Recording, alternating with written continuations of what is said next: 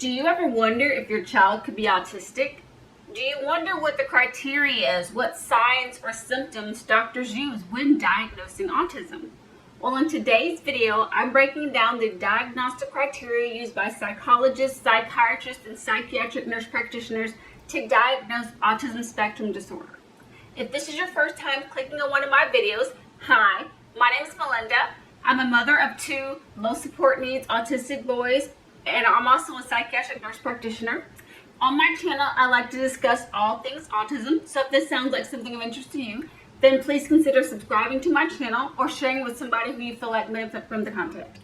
If clinicians are looking to diagnose a person with some type of mental health disorder or something like autism spectrum disorder, what they will use is DSM.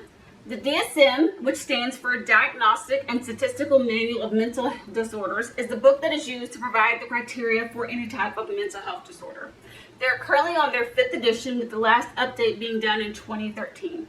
Something to note, with the last update, if somebody was previously diagnosed with autistic disorder, Asperger's disorder, or pervasive developmental disorder, then under the DSM-5, the update from the 4th edition, that would be changed to be under the general heading of just autism spectrum disorder.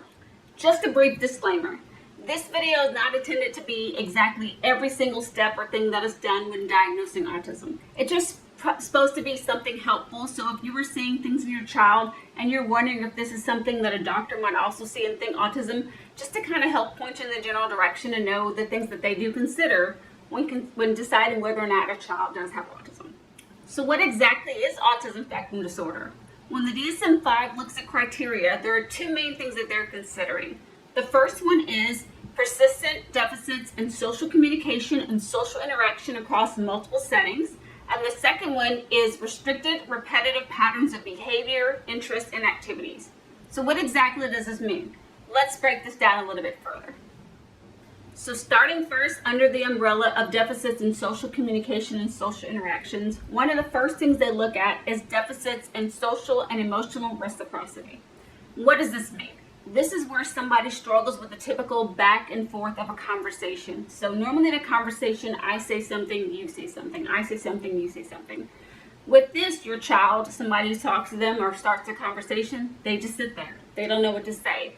Or maybe they blurt out and tend to not know when it's their turn to talk or not to talk. Something else you might notice is when it comes to their interest, it's very limited or dulled down, or even showing emotions. This person might not show a whole lot of emotions or might show inappropriate emotions.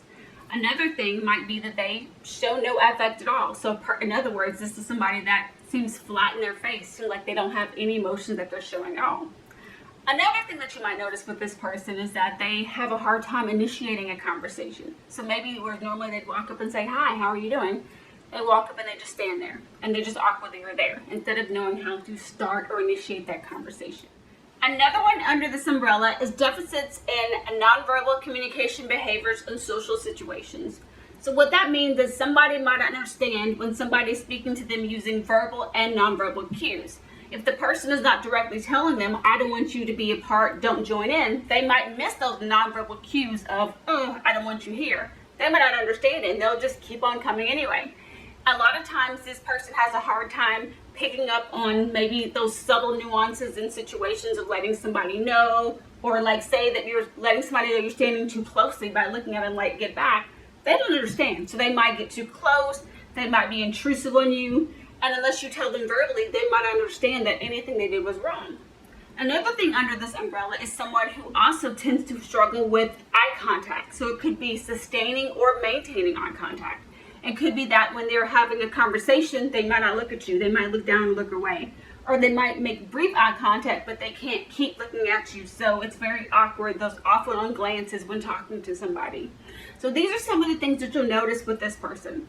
Additionally, this person might also have no affect at all when telling the story. So their nonverbals are completely flat. There is no affect at all. So you're not able to read their nonverbals to know what they're feeling. You have to completely go off of their words, which is also sometimes very confusing to people because they could be telling you something like, I love you, or expressing something that normally somebody would show on their face a lot of emotion when doing, and their face feels flat. You're like, I love you. But you're looking at them like, do they really? But their words don't match their face. And so you have this disconnect between the verbal communication and the nonverbal communication. The third one under this umbrella is deficits in maintaining, understanding, and developing relationships. A person with this one might struggle to know what to do in different social situations. So this might be someone who is socially awkward, and they have a hard time adjusting to one social situation from another. Another thing you might notice under this group here is someone who has struggles when knowing how to interact or play with peers. So for a younger child, they might struggle to do imaginative play with peers, or struggle when playing games that involve their peers. They are trying to know how to interact or incorporate the other person into their play. On a more extreme end of this scale, you might have a child that has no interest in having peers at all. They're perfectly fine being by themselves, and so they don't even realize they're not socializing because they're in their own little bubble and they're fine by themselves. And so they show a complete lack of interest in playing with other people, doing other things, and they're just perfectly fine being by themselves and doing their own thing. All right, next let's talk about the umbrella of restrictive, repetitive patterns of behaviors, interests, or activities. Under this category, there are 4 different things that are looked at, and of these 4 criteria, you have to meet at least 2 of them for you to be considered having that restrictive, repetitive pattern of behavior, interest, or activities. So let's break these 4 down. The first one of these is stereotyped or repetitive motor movements, use of objects, or speech. This is the child that most people think of when they think of an autistic child. This is a child that is flapping, that's moving, rocking back and forth, that's making a lot of strange motor movements, and just a lot of times very repetitive movements. So maybe hitting themselves, like I said, flapping. Another thing you would notice with this child, this is the child that's lining up objects in a row and having to put things in a certain pattern of movements.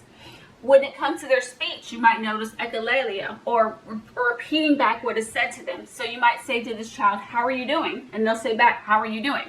Just basically repeating back or mimicking the speech that is said to them. Another thing you might notice with them is idiosyncratic phrases.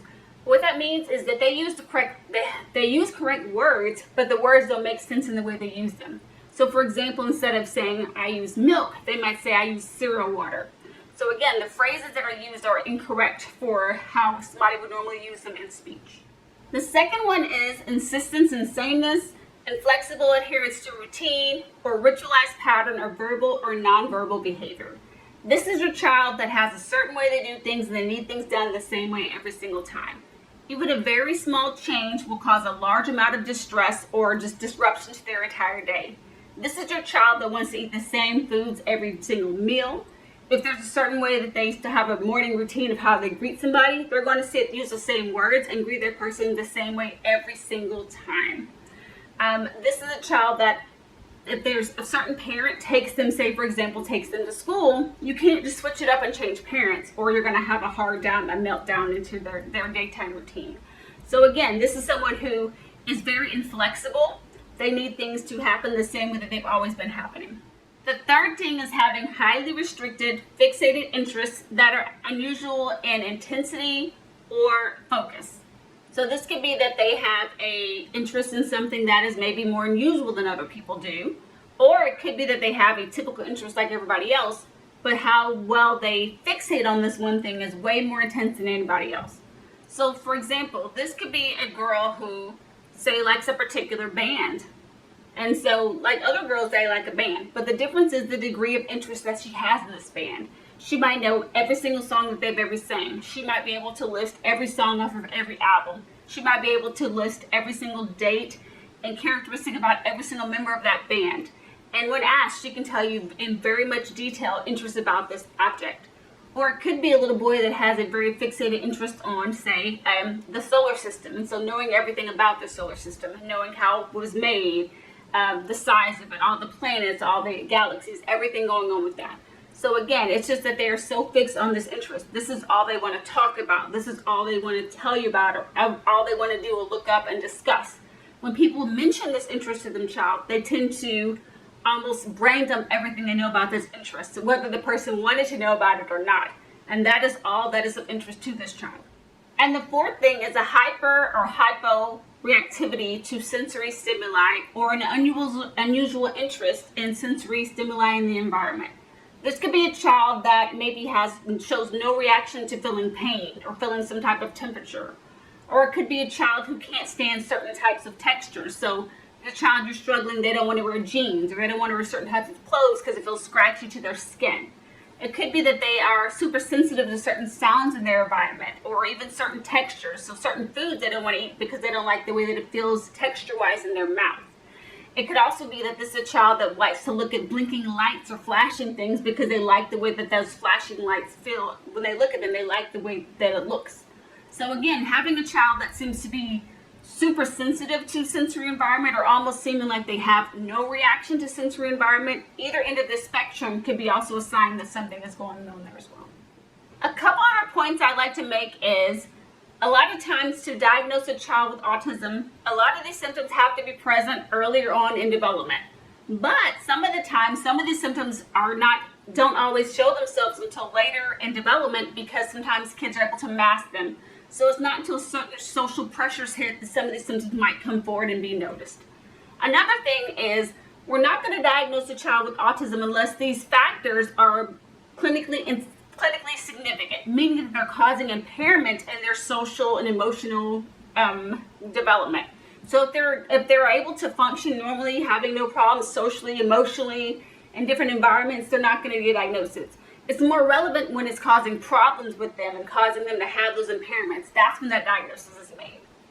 And one last point I'd like to make is, whenever we are diagnosing a child with autism, you always want to make sure that you've ruled out any other possible diagnoses. And one that is often looked at to make sure we're not diagnosing incorrectly is intellectual disability. A lot of times, a lot of symptoms for intellectual disability can also appear like symptoms of autism. And so that's why clinicians want to make sure they rule that out completely before giving a child an autism diagnosis. Well, that's all I have for this video. I hope it's helped for you guys and you've gained some knowledge into some things that clinicians look at when they're diagnosing a child with autism. If you have any additional questions, or maybe want me to clarify things further, please comment that down below and I'll do my best to respond to all your comments. Please make sure, if you're not already subscribed to my channel, make sure to subscribe and make sure to hit that notification bell so you don't miss any future uploads. Also, make sure to share this video with anybody who you think might benefit from the content. Make sure to come back next week. I always put out new videos on Sundays, and I would love for you to have you come back to my channel. Alright guys, have a great week.